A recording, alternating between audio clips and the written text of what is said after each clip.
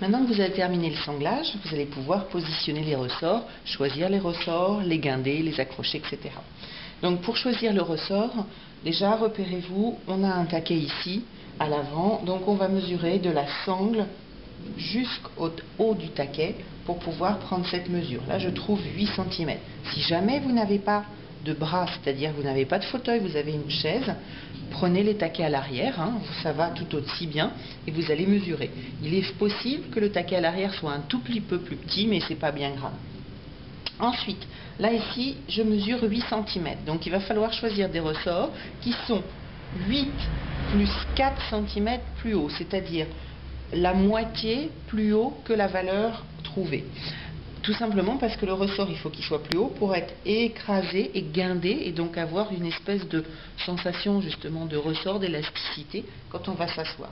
Donc les ressorts, vous en avez des 3 tours, 4 tours, 5 tours, 6 tours, 7 tours. Automatiquement, ils ont des valeurs définies de hauteur. Et les 3 tours font 8 cm et à chaque fois, vous rajoutez 3 cm par spire. Donc nous, on a 8 divisé par 2, ça fait 4, plus 8, ça fait 12. On doit trouver un ressort le plus proche de 12. On a les 4 tours qui font 11 cm ou les 5 tours qui font 14. À choisir, je préfère toujours les ressorts les plus grands. Pourquoi? Parce que ça donnera beaucoup plus de souplesse à l'assise, une sensation beaucoup plus souple, plus agréable, qu'un ressort trop petit qui va être très peu guindé et en fait ce sont les cordes qui vont plutôt donner la sensation de rigidité. Donc choisissez toujours, quand vous avez une valeur entre deux ressorts, le ressort le plus grand. Donc on va prendre des ressorts de 5 tours. Maintenant, combien de ressorts? Vous voyez que les ressorts de 5 tours sont grands comme ça. Il va falloir mettre un certain nombre de ressorts. Il y a les taquets qui sont un petit peu rentrants dans la garniture. Donc ici, devant, je pense que 3 ressorts seraient largement suffisants. Vous voyez bien que si on en met un autre, ils vont se toucher l'un l'autre, ils vont toucher contre le bois. Ensuite, à l'arrière, on va mettre 3 autres ressorts. De toute façon, 3 de plus sur la ligne suivante. On s'aperçoit par contre qu'ici, il y a un vide. Donc, on va pouvoir mettre 2 autres ressorts en complément pour remplir le siège. On va les positionner très légèrement sur l'avant. On donne priorité à l'avant. Pourquoi? Parce que la personne qui va s'asseoir va avoir surtout du poids ici et moins derrière. Et on va les mettre en plus en quinconce pour faire des cordes intermédiaires ici qui vont nous être de grande utilité pour guinder et faire un treillage complet pour qu'ensuite toute la garniture pose dessus.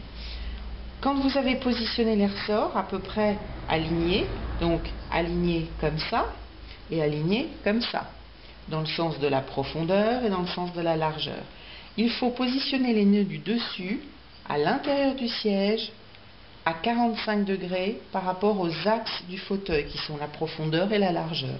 Pourquoi? Parce que si on ne met pas le nœud à l'intérieur, il va venir frotter sur la toile forte que l'on va mettre au-dessus et automatiquement ça va l'abîmer, le crin va passer dans la garniture, dans les ressorts. Et à 45 degrés, pourquoi? Parce qu'il va y avoir des cordes qui vont maintenir les ressorts guindés et pareil, il ne faut surtout pas que le nœud cisaille la corde. Une fois que vous avez positionné vos ressorts, vous allez les tracer sur les sangles de manière à pouvoir les bloquer et les coudre. Faites bien attention, quelquefois les ressorts quand ils sont grands, ils semblent alignés, mais en fait quand on regarde sur les sangles, ils ne le sont pas obligatoirement parce qu'ils sont très très légèrement vrillés quand ils sont bloqués dans le sac, quand on nous les vend, ils sont légèrement un peu poussés et tassés entre eux et donc le fait est que la spire du haut n'est pas tout à fait en face de la spire du bas. Ça sera rectifié lors du guindage, mais pour l'instant, ce n'est pas le cas. Donc, fiez-vous surtout sur la spire du bas pour bien les aligner et aidez-vous avec les sangles. Vous les positionnez avec les sangles. Ces deux-là vont être tout seuls dans cet axe-là et doivent passer entre ces lignes de ressort. Par contre, dans ce sens-là, ils fonctionnent ensemble.